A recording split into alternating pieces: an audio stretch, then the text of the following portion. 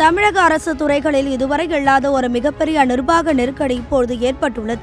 கடந்த மே 30ஆம் தேதி ஒரே நாளில் மட்டும் தமிழ்நாடு முழுவதும் சுமார் 5000க்கும் மேற்பட்ட அரசு ஊழியர்கள் மற்றும் ஆசிரியர்கள் தங்களது பணியில் இருந்து ஓய்வு பெற்றுள்ளது கோட்டை வட்டாரத்தையே அதிர வைத்துள்ளது.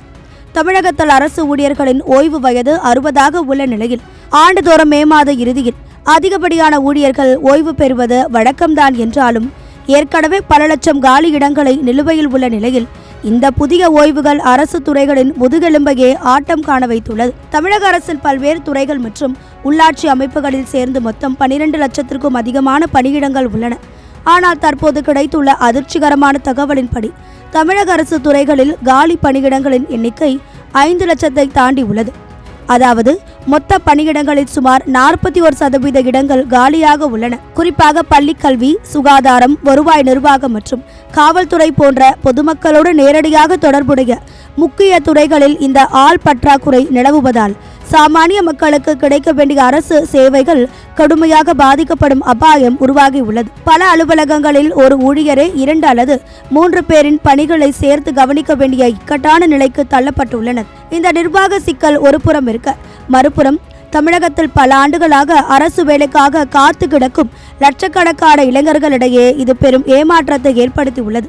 ஆண்டுதோறும் சராசரியாக 50,000 பணியிடங்கள் ஓய்வு உள்ளிட்ட காரணங்களால் காலியாகின்றன. ஆனால் அவற்றில் மிக சிறிய அளவு மட்டுமே புதிய நியமனங்கள் மூலம் நிரப்பப்படுவதால் கடந்த 20 ஆண்டுகளில் காலி பணியிடங்களின் எண்ணிக்கை மலை போல் உயர்ந்து நிற்கிறது. TNPSC, ஆசிரியர் தேர்வு வாரியம் மற்றும் மருத்துவ பணியாளர் தேர்வு வாரியம் வழியாக தேர்வுகளுக்காக படித்து வரும் இளைஞர்களின் கனவு இப்பொழுதைக்கு எட்டாக்கணியாகவே இருந்து வருகிறது.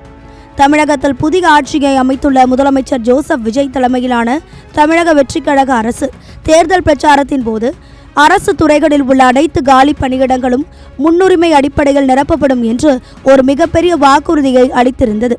தற்போது 5 லட்சம் பணியிடங்கள் காலியாக இருப்பதாக தெரிய வந்துள்ள நிலையில் அந்த வாக்குறுதியை செயல்படுத்த முதலமைச்சர் விஜய் எப்படி அதிரடி நடவடிக்கைகளை எடுப்பார் என்பதை அனைவரது எதிர்பார்ப்பாகவும் உள்ளது.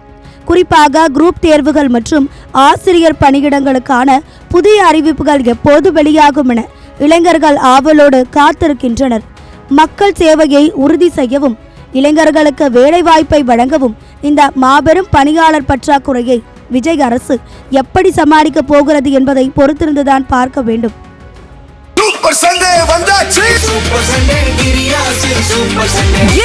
Super Sunday